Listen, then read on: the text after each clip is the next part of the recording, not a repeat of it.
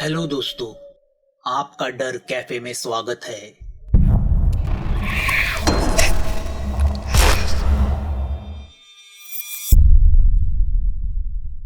पुष्कर के सामने एक ही सवाल होता है, इतनी बड़ी रकम कहाँ छुपा के रखे?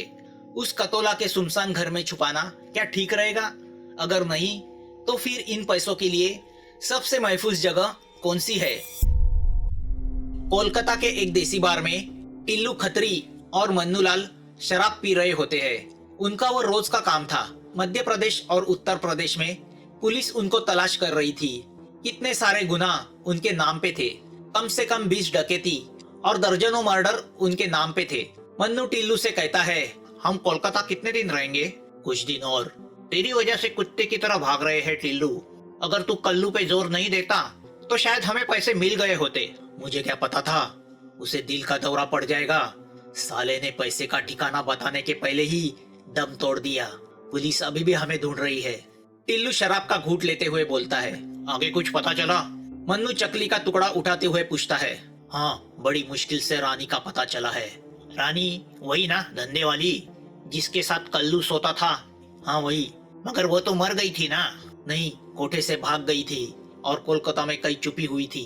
बड़ी मेहनत से मैंने उसे ढूंढा है। तो क्या पैसा उसके पास है? नहीं, पैसा होता तो वो झोपड़े में नहीं रहती। उसका कहना है कि उसे कोई भयानक बीमारी हुई थी तो कल्लू ने उसे रिश्ता तोड़ दिया, मगर किसी जीनत नाम की लड़की के साथ रिश्ता जोड़ा था। कल्लू का जीनत के साथ चक्कर चल रहा था और उसी चक्कर में उसने गद्दारी की। रानी का कहना है कि वो जीनत से शादी करने वाला था और जीनत भी पिछले 5 साल से गायब है। अगर जीनत का पता चल जाए तो शायद पैसे का पता चल सकता है। तुम्हें क्या लगता है, पैसा जीनत के पास होगा? हो सकता है। मैंने रानी को उस काम पे लगाया है, उसे पैसे का लालच दिया है। टिल्लू चिकन का टुकड़ा उठाते हुए बोलता है। टिल्लू, कल्लू और मन्नू, इन तीनों बदमाशों की गैंग थी। यह कल्लू वही बदमाश है जिसका असली नाम काली प्रसाद था। बड़े बड़े बदमाश उनसे डरते थे। तीनों ने मिलकर 5 साल पहले सोलापुर की धनलक्ष्मी बैंक पे डकैती डाली थी। उस वक्त ऐसा तय हुआ था कि डकैती के बाद कल्लू सारे पैसे को कहीं छुपा के रखेगा और सब शांत हो जाने के बाद तीनों उसे बराबर में बांटेंगे। मगर 5 करोड़ की रकम देख के कल्लू की नीयत खराब हुई और वो पैसा लेके भाग गया।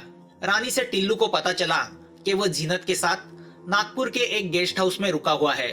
मन्नू और टिल्लू ने उसे वही पकड़ के काफी टॉर्चर किया, मगर उसके बाद भी कल्लू ने मुंह नहीं खोला था। जब टॉर्चर ज्यादा हुआ तो कल्लू को हार्ट अटैक आ गया और वो वहीं पे मर गया। मगर कल्लू के इस तरह मरने से डकैती का पैसा हासिल करने का टिल्लू और मन्नू का सपना सपना ही रह गया था। जीनत भी गायब हो गई थी, मगर टिल्लू और मन्नू 5 करोड़ को नहीं भुला पाए। वह आज तक की उनकी सबसे बड़ी डकैती थी। वह जानते थे वो पैसा आज भी कहीं पे महफूज है। तभी टिल्लू का फोन बजता है। वो फोन को देखता है और उसके चेहरे पे मुस्कुराहट आती है। हेलो, बोलो। अगर खबर पक्की निकली तो तेरी चांदी, वरना 2 टुकड़े करूंगा, समझ गई ना? टिल्लू फोन रखता है। क्या हुआ? मन्नू उत्सुकता से उसे पूछता है। रानी को कुछ पता चला है, चल हमें वहां जाना है। यहाँ पुष्कर शिमला के जिस होटल में रुका हुआ था वहां से पहाड़ियों की खूबसूरती नजर आती थी। रात को ज्यादा पीने की वजह से वो सुबह उठते ही थोड़ा हैंगओवर महसूस करता है। रात को उसने बहुत भयानक सपना देखा था, जिसमें उसने देखा उसके बदन की चमड़ी जल के निकली हुई है। उसमें से खून बह रहा है। उसके आंख, नाक और मुंह से खून बह रहा है। उसके बाल पूरी तरह झड़ चुके हैं। उसके बदन से किसी ने खून को चूसा हुआ है। वो एक हड्डी का ढांचा बन चुका है। पुष्कर नजर उठा के देखता है तो एक भयानक काला साया उसके बेड के पास खड़ा उसे दिखाई देता है, जिसकी लाल आंखें और मुंह से बाहर निकले भेड़िए की तरह नुकीले दांत चमक रहे हैं। वो परछाई जब अपने हाथ ऊपर उठाती है तो पुष्कर को उसके जानवरों की तरह नुकीले नाखून दिखाई देते हैं। वह परछाई धीरे से पुष्कर के पास आती है और अपने हाथों से पुष्कर का सर पकड़ के अपने नुकीले दांत उसके गले में घुसाती है। पुष्कर डर के उठता है और देखता है कि सुबह हो चुकी है। वो उठते ही खिड़की का पर्दा हटाता है और बाहर पहाड़ी पे पड़ी बर्फ का नजारा देखने लगता है। अब उसके दिमाग में आज का प्लान चल रहा था। उसने प्लान किया था कि वो भाड़े पे गाड़ी लेके कतोला जाएगा और यामिनी को उसके घर बुलाएगा, फिर उसे बेहद वाइन पिलाएगा और जैसे ही वह अपना होश खो बैठेगी वो उसे गाड़ी में डाल के गहरी पहाड़ियों पे ले जाके खाई में धकेल देगा और उससे छुटकारा पाएगा। वो मन ही मन हंसने लगता है। तभी उसे महसूस होता है कि उसके बदन में जलन हो रही है। वह हाथ को खुजलाने जाता है और उसकी नजर उसके बदन पर पड़ती है। पूरे हाथ पे छोटे छोटे फोड़ निकल के आए हैं। वह हैरान होके बाथरूम में भागता है। बाथरूम का दरवाजा खोल के आईने में देखता है। उसके चेहरे पे भी उसी प्रकार के छोटे छोटे दाने जैसे फोड़ आए हुए हैं। जब वह कपड़े निकालता है तो उसे दिखता है वो फोड़ी ना सिर्फ चेहरे पे और हाथ पे है, बल्कि पूरे बदन पे फैली हुई है, जिसकी वजह से वह भयानक दिख रहा है। वह डर जाता है। उसे लगता है उसके खाने में कुछ चला गया होगा, जिसकी वजह से यह रिएक्शन हुआ है। तभी उसकी नजर गले पे लगे दो लाल बिंदियों की ओर जाती है। पुष्कर उस पे से हाथ घुमाता है तो उसे दर्द होता है। वह निशान ऐसे लग रहे हैं मानो किसी सांप ने डसा हो। वो परेशान होकर रिसेप्शन से किसी लोकल डॉक्टर का पता लेता है और दवाखाने पहुंचता है। डॉक्टर उसे कहता है कि शायद कोई रिएक्शन की वजह से छोटी चेचक आई हुई है, दवाई से ठीक हो जाएगी। डॉक्टर जानता है कि शिमला में नशेड़ी लोगों की कमी नहीं है। शायद पुष्कर ने नशे का इंजेक्शन गले पे लगाया होगा। वो उसे एक दवाई का पर्चा देके वो दवाई लेने को बोलता है। पुष्कर रूम में ही खाना मंगाता है। वो थोड़ी थकान और कमजोरी महसूस करता है। वो बोतल खोल के एक पेग बनाता है। इस दाने की बीमारी की वजह से वो पूरी तरह डर गया है, और खास करके गले पे लगे वह दांतों के दो निशान की वजह से। वह सोचता है कहीं उसने देखा हुआ सपना सच तो नहीं था। वह फैसला करता है कि कुछ भी हो जाए उसके प्लान में कोई बदलाव नहीं होगा। वह आज रात कतोला जाएगा। यहाँ टिल्लू और मन्नू दोनों कोलकाता की उस पुरानी बस्ती में पहुंच जाते हैं जिसका नाम सोनारपुर है। रूम नंबर 7 के मकान के पास वो पहुंचते हैं। रात के 12:30 बज रहे हैं। वह दरवाजा खटखटाता है। अंदर से एक बूढ़ी दिखने वाली लड़की दरवाजा खोलती है। वह दोनों को अंदर आने का इशारा करती है।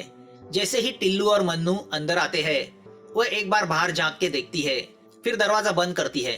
मन्नू उस लड़की को, जिसका नाम रानी है, उसे एकटक देखता है। उसे अपनी आंखों पे विश्वास नहीं होता। यह वही रानी है जिसके नाम के चर्चे एक जमाने में लखनऊ के हर कोटे पे होते थे। वो उससे पूछता है, रानी, ये क्या हालत बना रखी है? श्राप है ये, बहुत सारे लोगों के संसार और घर बर्बाद करने का। मैं तो जल्दी ही मरने वाली हूँ, मगर वह जीनत नहीं बचनी चाहिए जिसने मुझे बर्बाद किया है। रानी उन्हें बैठने का इशारा करते हुए बोलती है, हमें भी उसे मिलने की बेसब्री है। कहाँ है वो?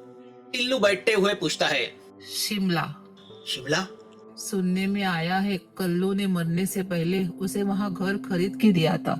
साली को गंदी नाली से उठा के मैं इस धंधे में लाई थी, और उसने मेरे कल्लू को मुझसे छीना और अब खुद रानी बन के बैठी है। मैंने सुना वो रणवा मर गया है। हाँ, मैंने ही मारा। टिल्लू उसे देखते हुए बोलता है। अच्छा किया, पुराना वक्त होता तो तुम्हें शराब पिलाती। अब इतनी औकात नहीं रही, कैसे वैसे जी रही हूँ। देखो रानी, तुम अगर हमें जीनत का पता दोगी तो हम वादा करते हैं कि हम तुम्हें लावारिस की तरह मरने नहीं देंगे। कम से कम तुम्हें अच्छी मौत नसीब होगी। इस तरह से तड़प तड़प के नहीं मरोगी। रानी उन्हें रुकने का इशारा करती है और अंदर जाके एक कागज की पर्ची लेके आती है और उन्हें देती है। किसी जमाने में मैं एक हवालदार का बिस्तर मुफ्त में गर्म करती थी, जिसको साले ने याद रखा और मेरा यह काम किया। टिल्लू उसके हाथ से वो पर्ची लेता है जिसपे शिमला का कोई पता लिखा हुआ होता है। क्या अभी भी जीनत यहीं पे रहती है? कह तो रहा था कि रहती तो है, मगर उसने अपना नाम और धर्म बदल दिया है।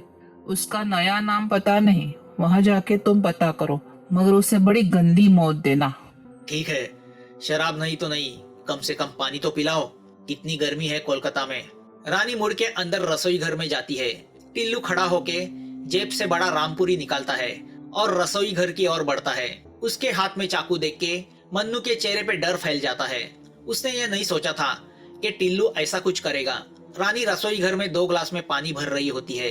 टिल्लू झटके से उसे पीछे से पकड़ता है और जोर से उसके गले से रामपुरी घुमाता है।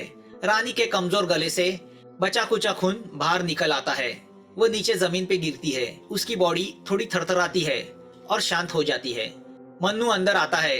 रानी खून में लथपथ आंखें खुली रख के मरी हुई उसे दिखाई देती है। वो नीचे झुक के उसकी आंखें बंद करता है और टिल्लू से पूछता है, इसे मारने की क्या जरूरत थी? मैंने इसे वादा किया था अगर वह जीनत का पता बताएगी तो मैं उसे आसान मौत दिलाऊंगा, उसकी यातना से उसे मुक्ति दिलाऊंगा। टिल्लू के चेहरे पे हंसी फैलती है। मन्नू टिल्लू को देखते रह जाता है। इस कहानी का अगला पार्ट जल्द आपके सामने आ जाएगा। अगर आपको यह कहानी अच्छी लगी हो तो प्लीज इस चैनल को सब्सक्राइब कीजिए। आपके कमेंट्स का हमें इंतजार रहेगा और नोटिफिकेशन के लिए बेल आइकन दबाना मत भूलना।